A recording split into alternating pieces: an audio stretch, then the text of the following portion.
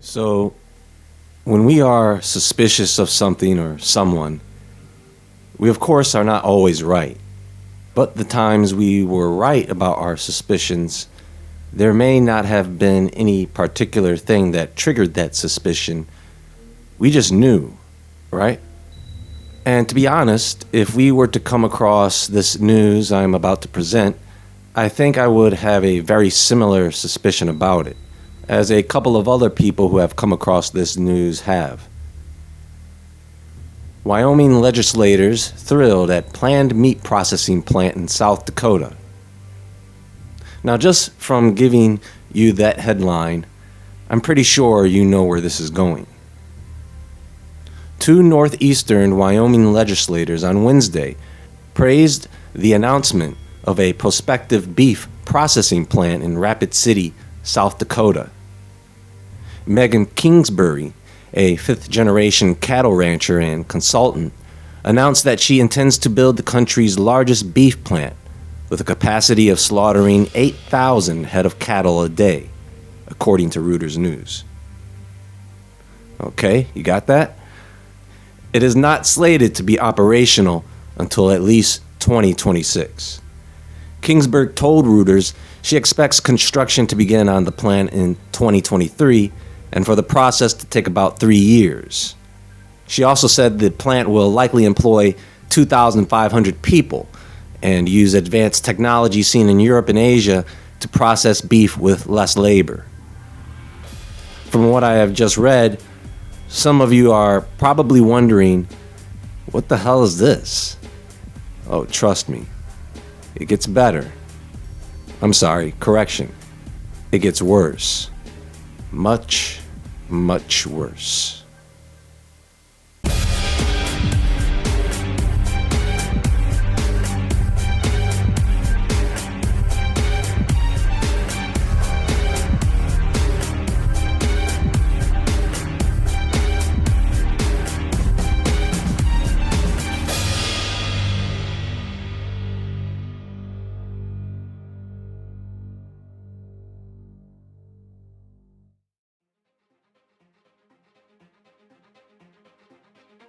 Now, what interests me here is the cost to build this place, the AI robotic machinery that is going to be installed in this place, the air knife technology, the location of this place interests me, and most importantly is the time that this place will be up and running. So first, this processing plant is a private entity, which will be good to bust up the monopolistic companies like Cargill and Tyson Foods, the National Beef Packing Company, and JBS SA, which process about 85% of all fed cattle in the U.S. This plant will also provide jobs for some 2,500 people. Western Legacy Development Corporation is the name and partnership that will be constructing this plant. The plan is to begin construction next year and have everything up and running by 2026. So, a 3-year project. One of the first questions that was raised is, where do they plan to get all of these employees? And where are they going to live? Aside from that, there are a few other things here that may raise some skepticism, as if they are making promises that don't seem likely for them to deliver. For example, the automation. Automation in a meat processing plant is mainly done to reduce the number of tasks performed by a single worker. You have a carcass grading camera imaging system, branding for premium products, and major improvements in software systems to help with management. For beef and pork, you have automatic splitting systems, even deboning and chilling systems. But here's the challenge with large animals like cows and bison. Robotics are limited in that they can be programmed to pick up and handle certain sizes, shapes, and weights. However, with animals that are big, that vary significantly in size, shape, and weight, would make it very hard for robot automation to work well with those animals. AI-controlled robots would work better with smaller animals that are more uniform in size and shape throughout their population, like chickens and other poultry. Now, laser technology in these types of plants can actually go a long way and be used several ways in one facility. You can use them for image scans, which will allow the AI systems to identify what it's scanning.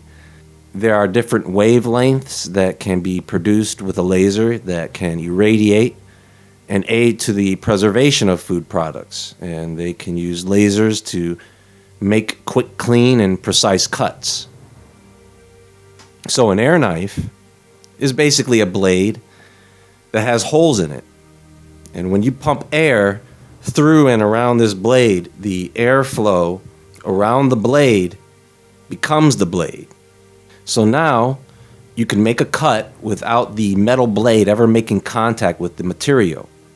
So you can take one of these handheld air knives, and it's a circular knife with air pressure, and you can skin or dehide a carcass without poking a bunch of holes in it or making miscuts. And it's a lot faster. You also have a straight edge version of the air knife, which is positioned above a conveyor belt.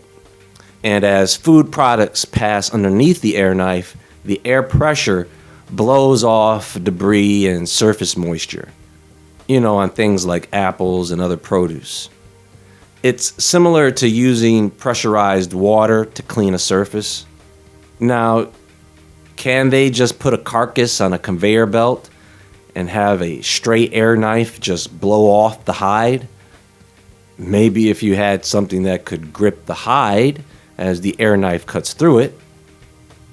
I mean, they have machines that pump water through very narrow pipes that spits out a thin stream of water with so much pressure behind it. That stream of water can cut through metal. Air is pretty powerful too. We know this. Just go outside. So they have plenty of options to play around with when it comes to that type of technology. So actually, all of this stuff, as it stands on its own, is not a big deal. It's just another factory. Here's where things start to get creepy. It's 2022, and we already are losing cattle in record numbers. It takes at least 2 years to raise these animals. Where in the world are they going to get this magical supply of cattle? Are they expecting some boom in the population in 3 years? People can barely feed and water themselves. You have a 1,000-pound steer, you get 500 pounds of meat. It costs maybe around $500 per year for 2 years, $1,000 just to feed it. That's not including medical or anything else that comes with raising cattle. So where are they going to get this endless supply of bison and cows to process? And directly into processing, there are no plans for housing these animals. They plan to haul them in by train, by railroad, and unload them straight into processing. Now where have I seen this before? Where they build a slaughterhouse or slaughterhouses right off of railroads. I think they were somewhere in Europe, maybe many years ago. Anyway, we have this location in Rapid City, South Dakota, which is very close to the center of the country.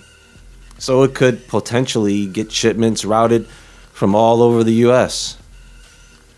This project seems to be a bit ambitious, wouldn't you say? And in spite of everything that is going on around us, they seem to be moving forward with their plans. I don't know, maybe they know something we don't. In the meantime, our food supply is under attack. And I don't think people are quite understanding the severity of this. In Warden, Washington, there was a fire at the potato company. Moments, Illinois, they make freeze-dried ingredients. That burned down. A food processing plant went up in flames up in Canada on Hamilton Mountain. A creamery burned in Fresno. One of Cargill's feed mills had a fire in LA. Fertilizer plants have caught fire in midst of a fertilizer shortage. Wisconsin Meats advertises they have fresh and smoked meats. Well, it's definitely smoked. That and the building. Stowe Dairy Farm, 130 cows burned. Peanut factories are being burned. One of the largest U.S. soy processing plants burned in Claypool, Indiana. Dairy farms are being burned, chicken factories, potato chip factories. Nestle had one of their plants burned back in March. So did Pepsi. Food pantries are burning down that distribute food to thousands of people. Hormel Foods had one of their plants burned. That egg-laying facility in Iowa, over 5 million chickens, 200 plus workers dismissed. Food processing plant after food processing plant, they are just spontaneously combusting. We now have food processing plant wildfires. I mean, are you kidding me? Places like this size? Who is leaving these places alone, unwatched, unmonitored? Well, I just left thousands and thousands and thousands of chickens alone just for the night. How am I supposed to know chickens like to burn down buildings? You know, I just recently saw a couple of videos where celebrities were eating bugs. Nicole Kidman eating something I used to feed my bearded dragon back in the day. Angelina Jolie eating tarantulas and scorpions. You know, come on. Everybody knows what they are trying to do. And it's so funny looking at the expressions on the children's faces when it's their turn to eat some critters. You know that gag reflex you feel when you're thinking about eating something like that? Yeah, that's your body telling you ahead of time, if you eat that, I may throw it back out.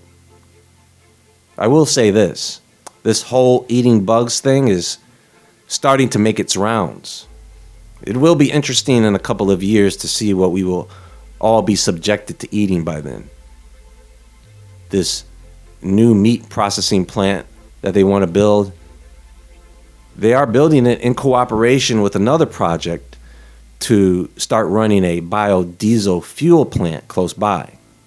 And so, you know, if they can get you guys to accept human carcasses being processed and used to make ingredients in the fertilizers, which they have been doing, then they can get you to accept the use of it in biodiesel fuel. Then eventually, one day, they can convince everyone to use it as an alternative protein. I mean, why not? You'll already be eating bugs by then. That's all for now, folks. There is more to come, so stay tuned. Be sure to visit woodwardentertainment.com and the Woodward Entertainment Store. You can follow me on Instagram at JAEWoodward. Everyone have a great evening. Eat well. And as always, stay awake, stay aware, stay safe. And I'll talk to you all soon.